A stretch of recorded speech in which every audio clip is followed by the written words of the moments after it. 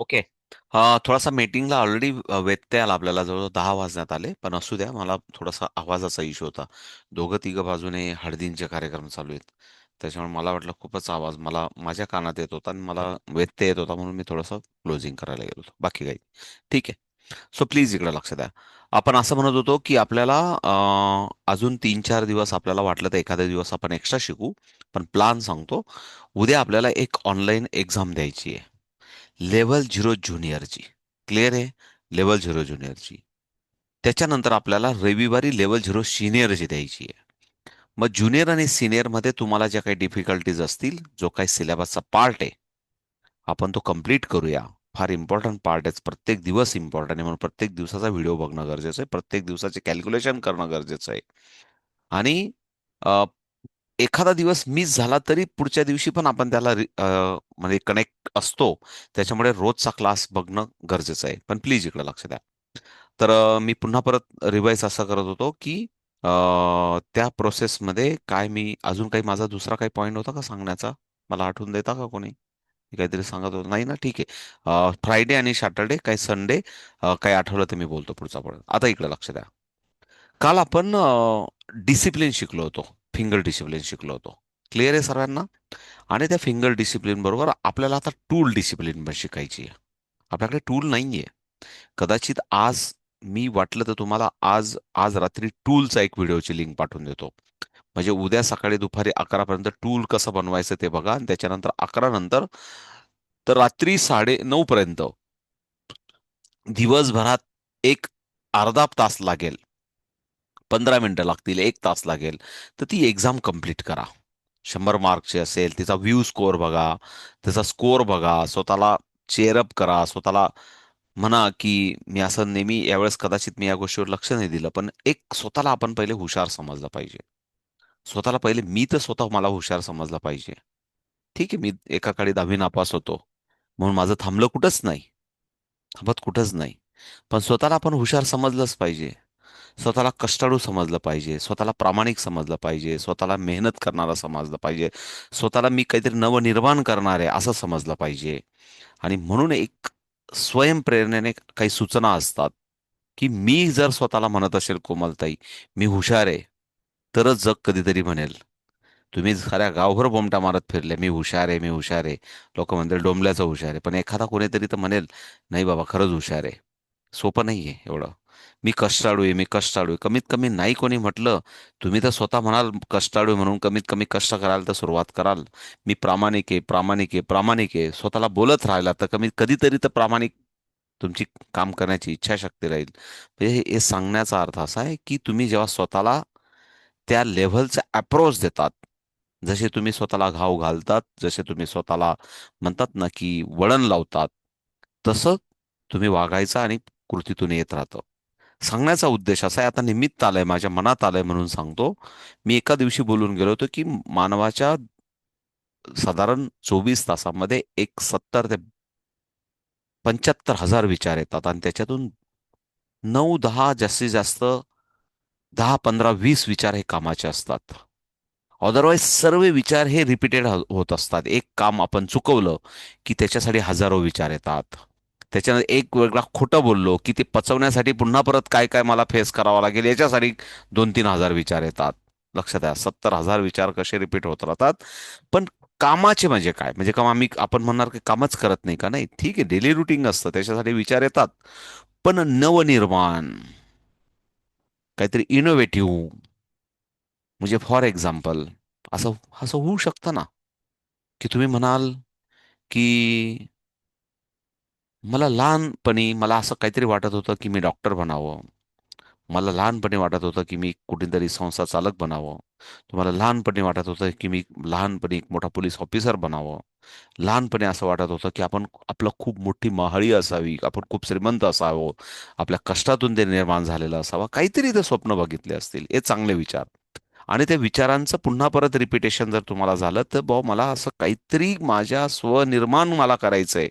हा खरा तुमचा एक नवीन काहीतरी विचार आहे. आणि त्या विचाराला जर तुम्ही रिपीटेड करत असाल, त्या विचारासाठी जर काही काम करत असाल, तर त्याला म्हणतात एक चांगले विचार 70,000तून काहीतरी असतात. म्हणजे बाकी दैनंदिन रुटीनचे असतात. आणि जास्त प्रमाण असं वाढत जातं की जेव्हा आपण खोटं नाटं बोललो किंवा पुन्हा परत म्हणतात की काहीतरी चुकवत गेलो तर पुन्हा परत त्याच्यासाठी फ्रिक्वेन्सी वाढत जाते विचारांची. पण विचार हे कमी कमी होत गेले पाहिजे आणि त्याच्यात प्युअर विचारांचं प्रमाण वाढलं पाहिजे. असे एक हे आहे. मग पुन्हा परत त्याच्यासाठी असं असतं की मी असं बोललो तर श्वासांबरोबर लाखो करोडो सेल्स आपल्या बॉडीमध्ये येतात आणि ते ऑब्झर्व करतात आपल्या बॉडीचं की घरातला मालक कसा आहे. म्हणजे लाखो सेल्स बरोबर एनर्जी येते. एनर्जीचे सेल्स आपल्या बॉडीमध्ये येतात आणि आपल्या श्वासाबरोबर ब्रिदिंग बरोबर ते बाहेर जातात. डेड सेल बाहेर जातात आणि मग जेव्हा ते नवीन सेल्स येतात ते बघतात. जसं आपल्या घरात एखादं लहान पिलू पाहुणं म्हणून आलं की ते पहिले 2-4 10 मिनिटं पहिले मॅच होतं घरात की या घरातले मालक कसं आहेत. आणि बघा काही मुलं एखाद्या घरात सस मॅच होतात आणि काही घरात ते गेल्या गेल्याच म्हणतात गप्प बसतात आणि काही वेळात म्हणतात नाही नाही बाहेर निघायला लागतात. नाही नाही आम्हाला नाही थांबायचं इथं. थोडक्यात सांगायचा अर्थ असा की ते एक ऑब्झर्वेशन असतं. तसंच आपल्या एनर्जी सेलचं पण असतं. ते ऑब्झर्व करतात बॉडीमध्ये की घराचा मालक कसा आहे उज्ज्वलाताई. ते म्हणतात अरे वा घराचा मालक खूप आळशी आहे. याला आराम करायला आवडतो. मग ते सेल काय वळण घेतील. वाव मजा आहे. चला मस्त घर भेटलं आपल्याला. आता इथं आपण आराम आळशी आळशी मालक आहे या घरातला. मग ते आळशीप्रमाणे वागायला लागतात. मग प्रमाण त्या सेलचं आळशीपणा करण्याचं वाढतं. वाव घरातला माणूस लबाड आहे. हा प्रत्येक वेळेस खोटं बोलतो. म्हणजे खूप छान आहे. आपल्याला लबाड म्हणजे खोटं बोलणं आपण शिकलो. हे ते सेल तसं वागायला लागतात. वाव घरातला मालक खूप कामचुकार आहे. ड्युटीवर असताना हा अजिबात काम करायचा विचार करत नाही. जे काही आपल्याला श्रमदान मिळत असेल त्याच्यापेक्षा हा म्हणतो मी 10% पण काम करणार नाही. कशाला? म्हणजे वाव! हा खूप लबाड आहे. म्हणजे थोडक्यात मला सांगायचंय जसा तुमचं दैनंदिनी असते तसे तुमचे सेल्स जसे जसे तुमच्या प्रत्येक श्वासाबरोबर येतात त्यांचं प्रमाण वाढत जातं. पण त्याच्या उलट काय असतं प्लीज इकडे लक्ष द्या. जर तुम्ही कष्टाळू असाल आणि प्रत्येक वेळेस तुम्हाला प्रत्येक श्वासाबरोबर जर तुमचे ध्येय धोरणं ठरत असतील तर ते अलर्ट होतात. अरे घरातला मालक खूप स्ट्रिक्ट आहे. प्रत्येक वेळेस हा काहीतरी वेगळा विचार करतोय. मोठे स्वप्न आहे त्याच्याकडे आणि हा मेहनत करायला बघतोय. हा कदाचित अभ्यास करतो. हा पुस्तकं वाचतो. हा काहीतरी नवीन नवीन कोर्सेस करतो. हा काहीतरी म्हणजे मे बी नवीन करायचा विचार करतो. याचे जे काही स्वप्न अपूर्ण राहिले ते पूर्ण करण्यासाठी प्रयत्न करण्याचे विचार याच्याकडे आहेत. म्हणजे ते सेल्स त्याप्रमाणे वागायला लागतात. बरं हे कशाबरोबर बोललो मी? कोमलताई प्रत्येक श्वासाबरोबर चालतं. प्रत्येक श्वासाबरोबर सेल्स येतात आणि प्रत्येक श्वासाबरोबर डेड सेल आपले एक्सेल होत असतात. हे सांगण्याचा उद्देश असा आहे. म्हणून असं म्हटलं जातं कधी कधी वाचताना हे बघा पुस्तक वाचणं आणि एखादं वाक्य वाचणं ते वाक्य वाचलेलं आयुष्यभर जपणं म्हणजे कदाचित अख्खं आयुष्य जसं आपण म्हणतो बी हॅपी. आता कधीतरी विचार केला असेल का या वाक्याचा अर्थ काय बी हॅपी म्हणजे त्याचाच अर्थ असा आहे की तुम्हाला प्रत्येक श्वासाबरोबर हॅपी राहावं लागेल. तर तुमच्याकडे येणारे सेल्स म्हणतील घरातला मालक आनंदी आहे. म्हणजे आपल्याला आनंदी राहावं लागेल. आणि आपण कायमच म्हणतो नाही यार काही खरं नाही. मी गरीब आहे. माझं काही खरं नाही आहे. माझं अंगच दुखतं. त्याच्यामुळे माझा असं इच्छाच होत नाही काही काम करावं. माझं काही खरं नाही आहे. मला कुठं जावंसं वाटतच नाही. माझं काही खरं नाही. मला पुस्तक वाचावंसंच वाटत नाही. माझं काही खरं नाही आहे. मला नवीन नवीन काही सुचतच नाही. म्हणजे याचा अर्थ तुम्ही त्या बी हॅपी कॅटेगरीत बसतच नाहीयेत. लक्षात येते मला काय म्हणायचंय की एक वाक्य आहे. हे नुसते बी हॅपी बद्दल बोललो. पण बी प्रोग्रेस बी होऊ शकतं. बी इम्प्रूव्ह पण होऊ शकतं. बी इनोव्हेटिव्ह पण होऊ शकतं. बी क्रिएटिव्ह पण होऊ शकतं. काही पण असू शकेल. सांगण्याचा अर्थ आहे प्रत्येक श्वासाबरोबर जगणं म्हणजे प्रेझेंट माइंडमध्ये जगणं, अलर्ट राहणं हे फार इम्पॉर्टंट आहे. आणि त्याच्यासाठी एक छोटीशी एक्सरसाइज असते की मी जसं आधी बोललो की आपण स्वतःला हुशार समजलं पाहिजे. आपण स्वतःला कष्टाळू समजलं पाहिजे. आणि जर तुम्ही समजत असाल माझी आई पण आता आता पुस्तक वाचते म्हणजे तुम्हाला आता कॅमेऱ्यात दाखवलं ना आता पण पुस्तक वाचते. आता पण माझा क्लास आता ती आहे माझ्याकडे म्हणून आता पण पुस्तक मी म्हणतो काय बाबा झोपून घे. पण सांगण्याचा अर्थ असा की मग मला ती म्हणते, कशाला काम करतो रे, एवढं ड्युटी करतो आणि परत कशाला मरमर करतो, थोडा कर आराम. पण मग मी परत सांगतो, अहो लहान होतो तेव्हा 50 पैशाने काम केलेलं आहे. आता करतोय तर स्वतःच घरचंच काम करतोय ना. काहीतरी जे करतोय ते स्वतःच्या स्वनिर्माणासाठी. म्हणजे ठीक आहे, मुलं बाळ काय म्हणतील ते म्हणतील, पण आपण म्हणाल की स्वप्नातून, आपल्या कष्टातून निर्माण केलेलं आहे आपण, आपल्या प्रयत्नातून केलंय, आपल्या व्हिज्युअल वेव्हजने तयार केलेलं आहे. प्रत्येक गोष्ट आपण घाम गाळून निर्माण केलेली आहे. याचा जो आनंद असतो ना, तो आनंद मात्र कदाचित खूप महाळी जरी नसली, पण छोटासा टुमदार जर, खूप मोठा म्हणजे महाल जरी नसला, पण छोटासा टुमदार आपलं जे काही स्वनिर्माणातून असेल ना. पण एक मी आता हा पण एक आठवलं मला, की मी 5वी 6वीला असताना आमच्या एक शाळेमध्ये एक सवय होती, की प्रार्थना झाली की एक सुविचार सांगायची. आणि तो 5वी 6वीतला सुविचार मी जेव्हा माझ्या साधना विद्यालय शनी मंडळ नंदुरबार तालुका या शाळेत मी उभं राहून जेव्हा सांगितला होता, तो सुविचार मी तुम्हाला सांगतो. अन्न वस्त्राच्या सुखापेक्षा स्वतःच्या कर्तबगारीतून मिळालेल्या सुखात मनुष्य जास्त आनंदी राहू शकतो. मला अजून पण आठवत होतो 5वी 6वीतला. आवाज येतोय का माझा? ओके. सांगण्याचा अर्थ असा, की ठीक आहे, अन्न वस्त्र निवारा याच्यातून आपल्याला सुख मिळत असतं, पण स्वतःच्या कर्तबगारीतून जे काही आपण निर्माण करतो, ते खरं सुख असतं आणि ते खरं सुख असलं पाहिजे. एक थोडासा तुम्हाला वाटत असेल आउट ऑफ ट्रॅक आहे, पण सांगण्याचा उद्देश असा आहे, की आपण स्वतःला पहिले हुशार समजलं पाहिजे. आपण स्वतःला पहिले कष्टाळू समजलं पाहिजे. आपण स्वतःला दानशूर समजलं पाहिजे. आणि स्वतःला दानशूर म्हणत असेल तरच दान करणार. ठीक आहे, कष्टाचे पैसे असले म्हणून असं काही नाही. पण दान पण करता आले पाहिजे. कोणाला 2 पैसे लागले तर वेळेवर योग्य वेळेस देता पण आले पाहिजे. दुसऱ्यासाठी खर्च करण्याची मानसिकता पण असली पाहिजे. तर साचलेलं तळ पण नाशवंत होतं. सांगण्याचा अर्थ आहे, कितीतरी पिढ्या आमच्या समोर आम्ही 50 पैसे रोजाने, 50 पैसे मी सांगितलं तुम्हाला, 50 पैसे दिवसभर काम केल्यानंतर आम्हाला मिळायचं. ज्यांच्या शेतात आम्ही काम केलं ते आमच्या समोर बर्बाद झालेले आम्ही बघितलेले आहेत. म्हणजे ते तेव्हा असे श्रीमंत गळगंज होते म्हणून ते कायम राहिले का? कारण त्यांच्याकडे काम करण्याची इच्छाशक्तीच नव्हती.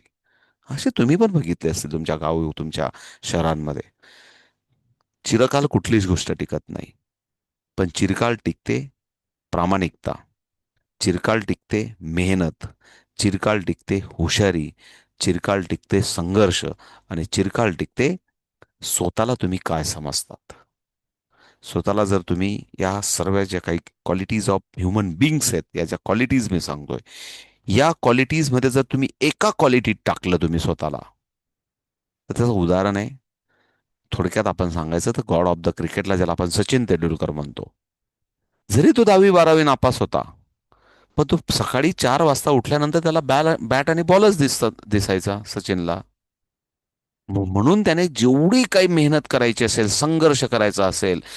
आता त्याचे वडील वारले. आपल्यासारख्यांचं काय झालं असतं तर आपल्या आपली भाऊबंदकी किती डेंजर असते. आता आमच्या आयराणीत म्हटलं तर ते म्हटलं तर तुले काय पैसा कमाव ना भाऊ, तुना बाप वारना घर ये. पण त्याचे वडील वारले तरी तो त्या दिवशी त्याने सेंचुरी केली परदेशात, आणि ती सेंचुरी बापाला अर्पण केली. म्हणजे किती प्रोफेशनलिझम असेल, किती मेहनत असेल, किती संघर्ष असेल, किती कॉन्सन्ट्रेशन असेल, की ज्या दिवशी त्याचे वडील वारलेत त्या दिवशी त्याच्या गेमवर त्याने 100% फोकस करून अद्वितीय असं काम करून त्याच्या वडिलांना ती सेंचुरी अर्पण केली. म्हणजे सांगण्याचा उद्देश काय माझा, की या लेवलचं जेव्हा डेडिकेटेड काम होत असतं, मग ते तुम्ही कुठलंही करा. साधं ड्रॉइंग जरी बनवत असाल तरी त्या लेवलचं करा. साधं तुम्हाला एखादा म्युझिकमधलं इन्स्ट्रुमेंट वाजवायचं असेल तरी त्या लेवलचं करा. साधं तुम्हाला एखादं, तुम्ही जिथं कुठंतरी टीचर असाल तर त्या लेवलचं करा. मी असं म्हणतो, तुम्ही कुठंतरी असं असेल काहीच मला नाहीये, तुम्हाला असं वाटलं मला खूप समाजसेवा करायची आहे, अहो साधा एक झाडू आणि एक पाटी घेतली आणि तुमच्या शहरात, तुमच्या नगरात जरी तुम्ही काम केलं, कोणी दखल घेऊ ना घेऊ, पण एक दिवस त्याची कोणीतरी दखल घेईल. की जशी मी तुम्हाला सांगत उज्ज्वला ताई थोडासा व्यवस्थित बसला तर मला जरा बरं वाटेल. तो तुमचा, मला भिंतीवरचा लॅम्प नाही दिसला तर चालेल, तो मला डिस्टर्ब करतोय. मला तुमचा चेहरा व्यवस्थित दिसला पाहिजे आणि तुमचं सिटिंग व्यवस्थित दिसलं पाहिजे. रोज रोज बोलायची गरज नको.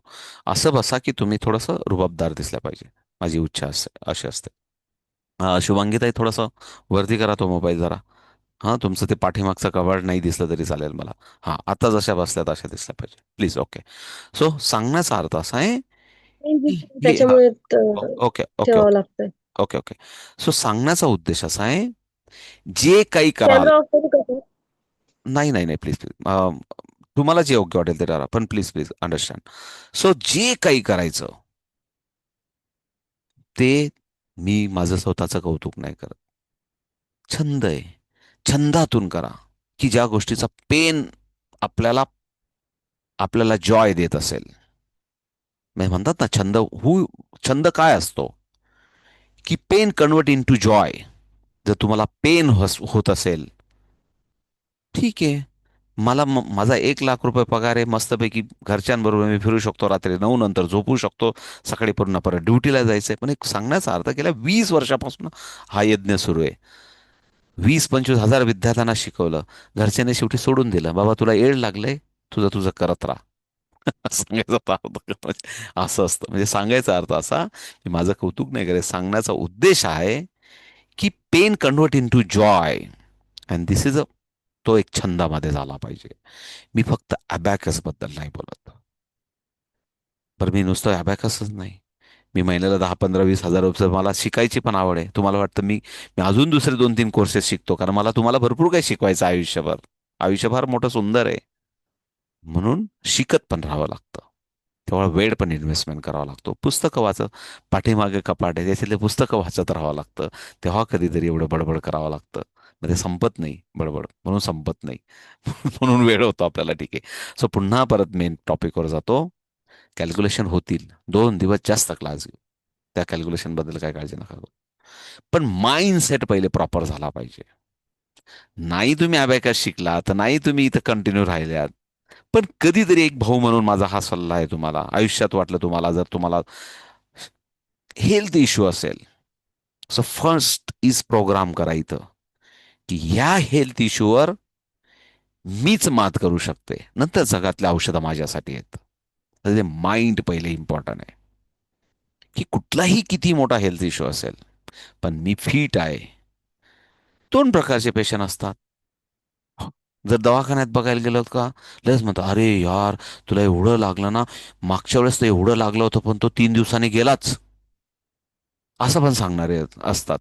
तुला एवढं जे लागलं ना बाबा, मागच्या वेळेस तर त्याला एवढंच लागलं होतं, पण काय झालं काय माहित, पॉइझनिंग झालं आणि तो गेलाच. असे सांगणारे पण असतात. पण एखादा म्हणतो, यार एवढंच लागलंय, हट, 4 दिवसात तू घरी येशील, हे किरकोळ आहे तुझ्यासाठी. तेव्हा आपल्याला वाटतं की बाबा कोणीतरी आपल्याला आपल्याला कोणीतरी सपोर्ट देऊन गेलं. आहे ना, व्हॅल्यू आहे, या बोलण्यात व्हॅल्यू आहे. मग तुम्ही काय विचार करतात स्वतःबद्दल आणि दुसऱ्याबद्दल? व्हॉट यू, म्हणजे तुम्ही काय लोकांशी कशा बिहेवियर करतात, कसा स्वभाव आहे तुमचा, आणि ते तुमचे सेल्स, जे मी असं तुम्हाला म्हणतो की mindtool.com वर असे खूप सारे लेख्स आहेत की जिथं ब्रेन बद्दल आपण खूप सारं वाचू शकतो आणि बोलू शकतो. कारण हा एक छंद असला पाहिजे, बाकी काही नाही. माझं इंग्लिश सर्वात माझा सब्जेक्ट पुअर आहे, कारण मी इंग्लिशमधला नापास विद्यार्थी आहे. पण माझ्या परीने जेवढं मला जमतं तेवढा मी माझ्यात गेन करायचा प्रयत्न करतो. मी नेहमी असं म्हणतो, थोडीशी मला इंग्लिश बरी आली असते तर मी खूप खूप काहीतरी शिकलो असतो अजून. पण ठीक आहे, प्रयत्न करतो. सो सांगण्याचा उद्देश एवढा आहे, की प्रत्येक श्वासाबरोबर जे सेल्स होत आहेत त्यांना अलर्ट ठेवा. त्यांना म्हणा की सकाळी उठायचंय, तुला एक्सरसाइज करायची, वेळेवर कामाला सुरुवात करायची, रात्री उशिरापर्यंत तुला वेळेवर अभ्यास करून, वाचन करून, मेहनत करून 24 तासाचं नियोजन पाहिजे. 8 तासाची ड्युटी, 8 तासाचे जॉब, 16 तास झाले तरी पण माझ्याकडे अजून 8 तास उरलेत. 8 तासात मी करते काय? त्यात मी किती टाइमपास करते, किती व्हॅल्यू ॲडिशन कामं करते, हे आयडेंटिफाय झाले पाहिजे. व्हॅल्यू ॲडिशन, 8 तासाची झोप, 8 तासाची ड्युटी, पकडून घ्या. 8 तास ड्युटी आहे तुम्हाला. स्वयंपाकाची, पोरांची, लेकरांची, साहेबांची, सर्व ड्युटी. तुम्ही म्हणाल ना, मी साहेबांच्या हातात सर्व गोष्टी देते, ड्युटी 15 मिनिट.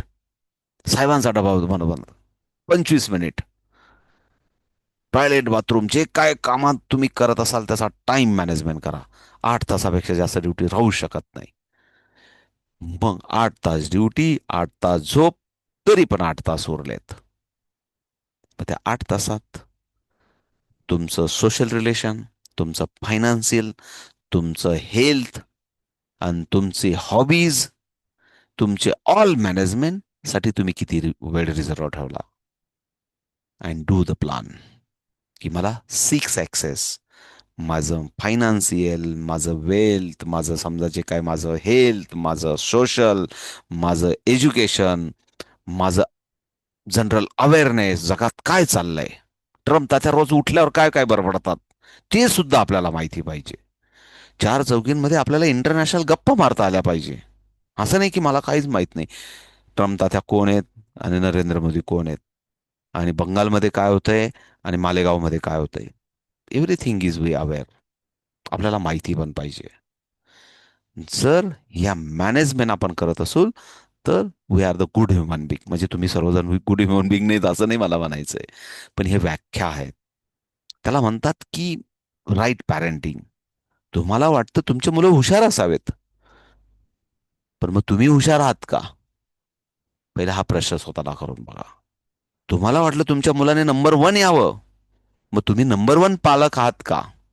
हा पहिले तुम्हाला प्रश्न करून बघावा. ही गरज असते काळाची. कारण म्हणून रोल मॉडेल आजकाल, ओके, त्या अधिकाऱ्यांचं मला नाव आठवत नाही, पण ठीक आहे. अ, सिंग सिंगल सर, रवींद्र सिंगल साहेब, नाशिकचे पोलीस उपायुक्त होते. त्यांचं म्हणजे चांगला सोशल टच चांगला होता म्हणून एकदा भेटण्याचा योग आला होता. आम्ही 5वीचे मुलं घेऊन गेलो होतो. प्रगती विद्यालय, सातपूरचे विद्यालयाचे मुलं घेऊन गेलो होतो. तो आहे माझ्याकडे फोटो असा. त्यांची खास भेट होती आमची. केस स्टडी होती. 6वीची मुलं, सॉरी, प्रगती विद्यालयाच्या. आणि साळवे टीचर माझ्याबरोबर होत्या. तर एक केस स्टडी होती आमची. त्या केस स्टडी संदर्भात आम्ही गेलो होतो. छानपैकी त्यांनी त्यांच्या असिस्टंटला सांगितलं विद्यार्थ्यांबरोबर माझा फोटो कसा काढायचा, ते पण त्यांचं बारीक लक्ष होतं. उभा राहून, खालून, छोटा, वरून, त्यांना म्हणजे एव्हरीथिंग इज ऑब्झर्वेशन. म्हणजे आय एस अधिकारी. पण आमची एंट्री पासून आमचं वेलकम, बसणं, उठणं, कसा फोटो काढायचा, काय काढायचा. त्याच्यानंतर त्यांनी आम्हाला सांगितलं की मुलांना, त्यांना विचारलं होतं की तुमचे हु इज रोल मॉडेल, म्हणजे तुमचं कोण आहे रोल मॉडेल. तेव्हा त्या मुलांनी वेगवेगळे उत्तरं दिले. मग ते म्हटलं की तुमचे आई वडील नाहीत का तुमचे रोल मॉडेल? मुलं भांबवले बिचारे. खरंच भांबवले, खरंच सांगण्याचा अर्थ. तर काय झालंय की आजकाल जी पोस्टरबाजी असते, जे काही चमकधमक दिसते, बाहेरचा जमाना दिसतो, त्यांना वाटतं हेच हिरो आहेत. आणि मुलांचं नको ते रोल मॉडेल होऊन जातात. नको ते रोल मॉडेल होऊन जातात. ती फॅक्ट आहे. लोकांना असं वाटतं, पोरांना असं वाटतं की दुनिया थोडीशी वेगळी आहे आणि ते रोल मॉडेल चेंज होतात. बट त्यांना राईट रोल मॉडेल म्हणून आपण ब्रेन ट्रेनचे रोल मॉडेल ठरवलेत बघा. हे जग सुंदर व्हावं, मुलांमधलं पोटेन्शियल ग्रोथ व्हावं, म्हणून रोल मॉडेल पण संस्थेचे आपले ठेवलेत आपण, की ज्यांनी जगासाठी, देशासाठी आणि मानव कल्याणासाठी ज्यांनी काम केलं, अशा विचारांची पेरणी विद्यार्थ्यांमध्ये व्हावी. ते असतील तर ॲब्सोल्युटली गुड. आणि नंतर आई वडील असतील तर गुड. पण मग आई वडील पण नंबर 1 असावेत. आणि त्याच्यासाठी पण आई वडिलांनी या सर्व क्वालिटीजमध्ये टचमध्ये असावं. मुलांना का म्हणून आपण सांगायचं की कोणाला मदत करू नको? आपण मुलांना का म्हणून सांगायचं की मेहनत करू नको? मुलांना का म्हणून सांगायचं की अभ्यास करू नको? मुलांना का म्हणून सांगायचं की संघर्ष करू नको? मुलांना का म्हणून सांगायचं की बाकीचं फक्त 10च पुस्तकं वाच, रोजच्या टीव्हीवरच्या न्यूज बघू नको, न्यूजपेपर रीड करू नको, जगाचा अभ्यास करू नको, बाहेर काय चाललंय ते बघू नको, ऑल थिंग्स. मग ऐन वेळेस हायर साईडला जेव्हा जायचं असतं तेव्हा सर्वात तहान लागते आणि आपण तयारीला लागतो. तर ते लहानपणापासूनच याला म्हणतात मॅच्युरिटी लेव्हल, पॅरेंटिंग आणि विद्यार्थ्यांची ही असण्यासाठी. मला वाटतं कदाचित विषय वाढत गेला, पण आपला हा सर्व होता की प्रेझेन्स माइंड आणि सेल्स जे येतात प्रत्येक श्वासाबरोबर, त्यांचं मॅनेजमेंटसाठी. मी यावेळेस खूप साऱ्या तुमच्याकडनं करून घेतलं नाही, पण बऱ्याच वेळा मला लक्षात असते. तुम्ही रोज स्वतःला म्हटलं पाहिजे, पुन्हा परत त्या पॉईंटवर येतो, मी हुशार आहे, मी मेहनती आहे, मी जे काही ठरवेल ते करू शकते.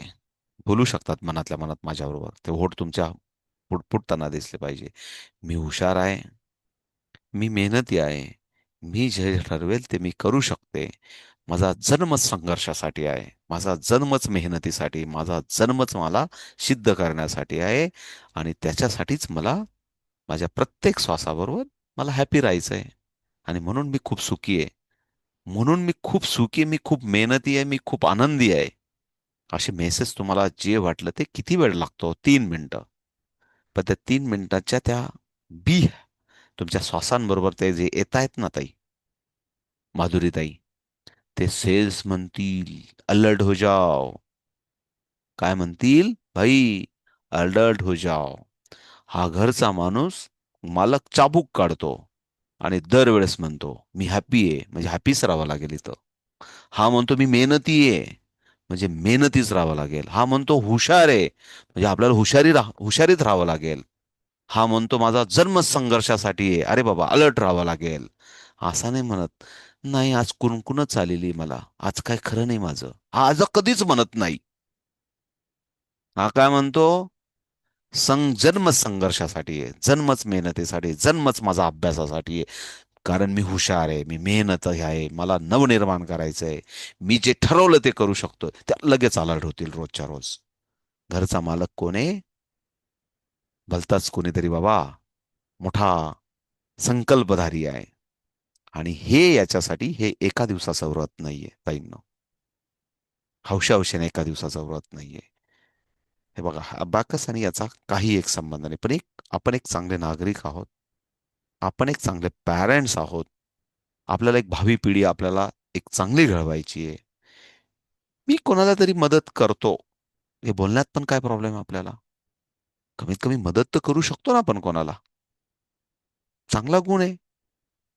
लोक म्हणतात नाही बाबा आपल्याला अजिबातच जमत नाही कोणाला मदत करण्यात, आपल्याला ते आवडतच नाही. अरे या काय क्वालिटीज आहेत लोकांच्या.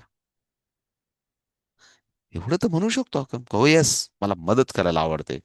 मानव जीवन सुखी करण्यासाठी मला कोणालाही मदत करायला आवडते. हे सांगण्याचा उद्देश असा होता की या गुड ह्युमन बिंग्स क्वालिटी वाढत गेल्या तर ब्रेन मध्ये तसे विचार जातात. आणि ब्रेनच्या सेल्स, जे काही न्यूरॉन्स आहे, पुन्हा परत ज्या श्वासांबरोबर जे काही आपल्याकडे नवचेतना येते, त्या श्वासांमधून जे काही ऑक्सिजन ब्रेनच्या न्यूरॉन्सला जातोय, आणि त्या न्यूरॉन्स मधली जी काही परमनंट मेमरी आहे, ती परमनंट मेमरी जी काही नवचेतन आहे आपल्याला, आपली जी रिस्पॉन्स सिस्टम आहे, ती अलर्ट, स्ट्रॉंग आणि रिस्पॉन्सिबल बनायला मदत करते. हा एक मोठा प्रोग्राम आहे. 1 दिवसाचा, 2 दिवसाचा, आठवड्याचा क्रॅश कोर्स नाहीये प्लीज. बी हॅपी प्रत्येक श्वासाबरोबर, जन्मापासून मरणापर्यंत. आणि त्याच्यासाठी एक मंत्र दिला जातो 21 दिवसाचा. की असं म्हटलं जातात की जर एखादी हॅबिट लावायची असेल तर 21 दिवसाचं व्रत घ्यायचं. म्हणजे काय? की जसं सकाळी तुम्ही कधीतरी ठरवलं असेल की मी 6 वाजता उठेल, योगा करेल, फिरायला जाईल, पण तो तो दिवस अजून उजाडतच नाहीये, आणि उजाडला तरी 2-3च दिवसासाठी उजाडतो हौशेने. आणि पुन्हा परत सर्कल ते क्रॅश होऊन जातं. सांगण्याचा अर्थ असा आहे की 21 दिवस कुठलाही संकल्प नाही कंप्लीट करू शकलो तर पुन्हा परत पहिल्या दिवसापासून, पुन्हा परत 21 दिवस. 1 दिवस जरी ब्रेक झाला तरी पुन्हा परत पहिल्या दिवसापासून, पुन्हा परत काहीतरी 2 तास जरी ब्रेक पडला तरी पुन्हा परत 21 दिवस. ह्याला म्हणतात ते 21 दिवसाचं सर्कल. आणि ते 21 दिवसाचं सर्कल काय आहे ते तुम्हाला mindtool.com वर पण वाचायला मिळेल. का 21 दिवस आपण म्हणतो? का रिफॉर्म होते ह्युमन बॉडी 21 डेज मध्ये. रिफॉर्म बोलतो मी तुम्हाला. जे आपण सेल्स म्हणतो ना श्वासांबरोबर येतात, त्या 21 डेज मध्ये टोटल रिफॉर्म होते. पर्सेंटेज वाढतं रिफॉर्म झालेल्या सेल्स बॉडीमध्ये. आणि ते तुम्ही जो प्रोग्राम त्यांना देतात, दे आर द मेजॉरिटी. जसं आपण म्हणतो ना लोकसभेत आणि विधानसभेत आमची मेजॉरिटी आली म्हणून त्यांचं गव्हर्नमेंट बनतं, तसं आपल्या शरीरात पण मेजॉरिटी वाढते. आणि मग आपण म्हणतो यार एखादा माणूस का वर्षानुवर्ष आजारी पडत नाही, एवढा मेहनत करतो, एवढा संघर्ष करतो, का तरी पण आनंदी राहतो हा? याला का काही प्रॉब्लेम आला तरी हा स्थिर? बिकॉज ऑफ ते सर्कल त्याच्यामध्ये बॉडीमध्ये तयार झालेलं आहे. प्लीज, याच्यात कोणाचाही काही स्वार्थ नसायला पाहिजे. ना मधुताईचा असला पाहिजे, ना शुभांगीताईचा, उज्ज्वलाताईचा, ना माझा नरेंद्र निकुम म्हणून एक भाऊ म्हणून नाही. हा कदाचित एक थोडासा आउट ऑफ बॉक्स असेल क्लास. एखादा दिवस आपण वाढून घेऊ नंतर. बट एक संकल्प घ्या. जर एक कदाचित एक सेल्फी काढायचा तरी आपण बळजबरीत हसतो. बघा माझा किती भारी फोटो आला. आणि म्हणून जर एक हसण्याने जर एक फोटो चांगला येत असेल, एक हसण्याने एकदा हसण्याने जर एक फोटो चांगला येत असेल, तर व्हाय नॉट यार, आयुष्यभर हॅपी राहणार. का आयुष्य सुखी आणि समृद्ध होणार नाही? सिंपल आहे की नाही?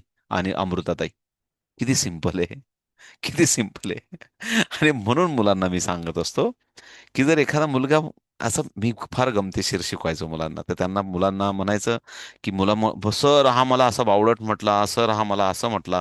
मी त्याला म्हणायचं थँक्यू म्हण त्याला, thank you, same to you, thank you. तरी मस्तपैकी म्हणायचं, मस्तपैकी हॅपी राहायचं. अरे मला काही, तू बावळट ठरवणारा कोण आहे मला? तुमच्या मैत्रिणी किती काय काय काय काय क्लेश तयार होतो, मी तुम्हाला सांगितलं ना ते. काहीतरी कोणीतरी मला टोमणा मारून गेला म्हणून 50,000 विचार आले दिवसभर. अरे बाबा कशाला? आपल्याला काही शिळं त्यांचं घ्यायचंच नाहीये. ते शिळा भात तुमच्या घरी यायला गेला, तुम्ही घेणार आहेत का? तर कशाला त्या बाईचे दोन शब्द, काहीतरी जे तुम्हाला नकोय ते तुम्ही घेतले.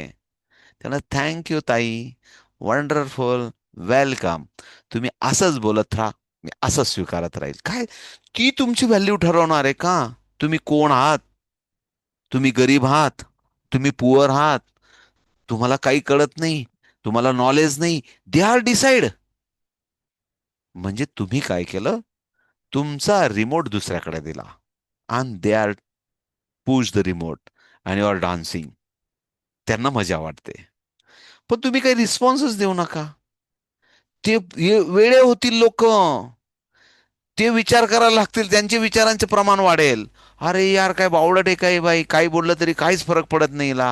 हिच्याच मस्तीमध्ये राहते, हिच्याच कामात राहते. बट हा एक मोठा परिपाठ आहे. हा सोपा नाहीये. म्हणून ते बोललो की हे कदाचित लाईफ सायकल आहे, मोठी लाईफ सायकल आहे. पण हे बोलणं सोपं आहे आणि जगणं फार कठीण आहे. सोपं नाहीये. पण ते करून बघा. कदाचित मला माहिती, माझ्यासमोर 25 जण असले, याच्यापैकी दोन ताईंनी जरी केलं आणि कधीतरी भाऊ म्हणून मला दोन आशीर्वाद भेटले, माझ्यासाठी पुण्याचं काम आहे. मी काय फुकट लागत नाही रात्री 10-10, 11-11 वाजेपर्यंत. माझ्यासाठी पुण्याचं काम आहे. आणि म्हणून मी सांगतो माझं आयुष्य खूप मोठं आहे. खूप मी माझं समृद्ध आहे. मी म्हटलं तर होणार आहे ना. म्हणून मी सांगतो मी 96 वर्ष जगणार आहे, 94 वर्ष जगणार आहे. मी बोललो तर ना. मी म्हटलं काही खरं नाही बाबा माझं 60-65 मध्येच काय होतं, काय खरंच राहणार आहे का? You can set your goal, long goal, happy goal. आणि संघर्ष करत राहायचंय तोपर्यंत पण. मेहनत करत राहायचंय, देत राहायचंय, घेत राहायचंय. म्हणजे आनंद द्यायचा, आनंद घ्यायचा. ह्या सगळ्या गोष्टी जर आपण आपल्या लाईफ सायकलमध्ये टाकून घेतलं, तर इथलं सॉफ्टवेअर, प्लीज इकडे लक्ष द्या. तर इथलं सॉफ्टवेअरला कुठलंही अँटीव्हायरसची गरज पडणार नाही, कुठल्या टॅबलेटची गरज पडणार नाही, कुठल्याही डोकं दुखतंय म्हणून काहीतरी व्हॅक्सिनेशनची गरज पडणार नाही. तुमचा रिमोट तुमच्याकडे असला पाहिजे. तो साहेबांच्या ताब्यात जाऊ नका देऊ. मैत्रिणींच्या ताब्यात जाऊ नका देऊ. नातेवाईकांच्या अजिबात जाऊ नका देऊ. हम अपने मस्ती में. आणि ते आयुष्य जगता आला पाहिजे. सो मला माहिती थोडासा लांबलेला प्रवास आहे हा गप्पांचा. कदाचित हे सर्व पुन्हा परत आपल्याच ब्रेन रिलेटेड, आपल्याच लाईफबद्दल आणि गुड ह्युमन बिंग्स क्वालिटीसाठी हे अभिप्रेत असतं. आणि त्याला फक्त धागा होता की प्रत्येक श्वासांबरोबर आपल्या शरीरात नवचेतना सेल्स आपल्या बॉडीमध्ये येतात. आणि त्यांना प्रोग्राम देण्यासाठी आपल्याला हे सर्व, ठीक आहे ना, दिवसभरात जे आले त्यांना सकाळी 5 वाजता उठवा, संध्याकाळी सांगा तयार हो. ओके, आत्ताच बूट घेतलेत 500 रुपयाचे, 1000 रुपयाचे, चला 3 किलोमीटर फिरायला. ते म्हणतील अरे याला काय वेळ लागलं. हा, मग तयारीत आहेत का? मग स्वतःच्या हेल्थसाठी तुम्ही वेळ देत आहेत का? चला, यावेळेस केक नाही कापला आपण 2 किलोचा, पण 2 किलो वजनाचं बुक आणलं या बर्थडेला. आणि त्यांना सांगायचं आता वाचायचंय. कारण केक म्हटलं की ते असेल म्हणतात वाव, घरचा मालक लय भारी आहे, आपल्याला लय भारी भारी खाऊ घालतो. मस्तपैकी खायचं आणि आराम करायचा. सेल्स तसं म्हणतात. पण सेल्स बर्थडे आला तर त्यांना काय म्हणायचं, 2 किलोचं बुक आणि रोज 2 पेजेस वाचायचे. ते म्हणतात, अरे हा घरचा मालक तर फारच डेंजर आहे. हा केक विसरूनच गेला, पण याने 2-2 पेज वाचायला सांगितले. बाबा चेंज होना पडेगा. लक्षात येते मला काय म्हणायचंय? What you think, what you do. तुम्ही काय अप्रोचने जगतायत, काय अप्रोचने करू बघतायत, हे सोपं नाहीये. ताईंनो, कोमलताई, मधुताई, दीप्तीताई, हे वाटतं तेवढं सोपं आहे का? की या बर्थडेला केक न आणता पुस्तक आणणं सोपं वाटतंय तुम्हाला? सोपं वाटतंय? या येणाऱ्या दिवाळीला फटाकडे न फोडता गरिबांना 2 पैसे मदत करायची सोपं वाटतंय तुम्हाला? एवढं सोपं नाहीये. जगून बघू, तेव्हा त्याचा आनंद मिळेल, तेव्हा ते कळेल. जोपर्यंत देण्याचा आनंद आहे ना, देण्याचा आनंद फार असतो. मग ते काही पण द्या तुम्ही. देण्याचा आनंद पण घेता आला पाहिजे. So okay. अ, माझ्या परीने मी सांगण्याचा प्रयत्न केला. थोडासा पूर्णविराम करू आणि आपल्या कॅल्क्युलेशनकडे जाऊ. Ready for the calculation. आपली इमिजिएटली लिंक बंद होईल आणि पुन्हा परत आपण स्टार्ट करू. Ready for the calculation. पण आपलं चालू ठेवू. Okay, ready for the calculation. काल प्रॅक्टिस केली आपण. आपण सिनियर लेवलचे कॅल्क्युलेशन करतोय. सांगण्याचा अर्थ असा आहे, जेव्हा आपण दोघं रॉडवर कॅल्क्युलेशन करतो, आपण ज्युनियर लेवलला काय करतो? 9 + 10 आपण एवढंच घेतो मुलांना. आणि -6, -2, +5, आन्सर इज द 16. लहान मुलांसाठी छोटी तयारी करतो. म्हणजे लहान मुलांसाठी उद्याच्या उद्याच्या एक्झाम मध्ये तुम्हाला लक्षात येईल. लेव्हल 0 ज्युनियर हे छोटे कॅल्क्युलेशन असतात. आणि लेव्हल 0 99 पर्यंतचे दोघं हातांवरचे कॅल्क्युलेशन असतात. But without formula. फॉर्म्युला आपण सोमवार नंतर चालू करणार आहे. सोमवार, मंगळवार नंतर, म्हणजे जे काही पुढचा प्रवास असेल आपला शिकण्याचा, त्याच्यामध्ये आपण शिकणार आहेत. So ready for the calculation. Okay. So please, तुम्ही सर्वजण प्रॅक्टिस केली केली नसेल तर मी तरी समजून सांगेल. आज नाही सांगितलं तर उद्या समजून सांगेल. पण कालचा व्हिडिओ प्रामाणिकपणे बघा. जे काल कोणी नसतील मला माहित नाही चेहरे, पण बघा, शिका. कालचे दिलेले 20 कॅल्क्युलेशन करा आणि उद्या देणारा पेपर मात्र प्रामाणिकपणे सोडवा. Ready for the calculation. 28 -5 -1 +77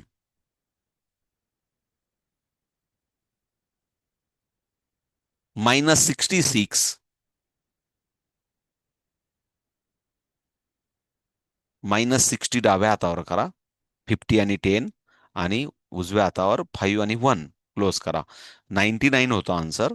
ज्यांचं चुकलं होतं त्यांच्यासाठी क्लिअर करतो. 99 होतं आन्सर. म्हणजे 99 असं. आणि -60 हा डाव्या हातावरचा -60 केला आणि उजव्या हातावरचा -6 केला असा. Answer is the 33. +11 -23. घाई करू नका. -20 म्हटलं की पहिले डाव्या हातावर -20 करा आणि -3 उजव्या हातावर करा. आन्सर इज द, मुद्दाम मुद्दाम असं कॉन्सन्ट्रेट व्हावं तुम्हाला म्हणून मी सांगतोय. आन्सर इज द, डाव्या हातावर बघा किती आहेत. Answer is the 21. Answer is the 21. Correct ना? येते. तुम्ही खूप छान करताय सर्वजण. Ready for the calculation. Set the 0. 64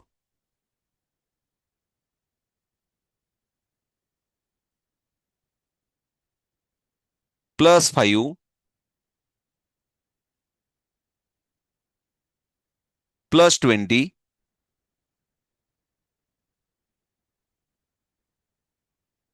-88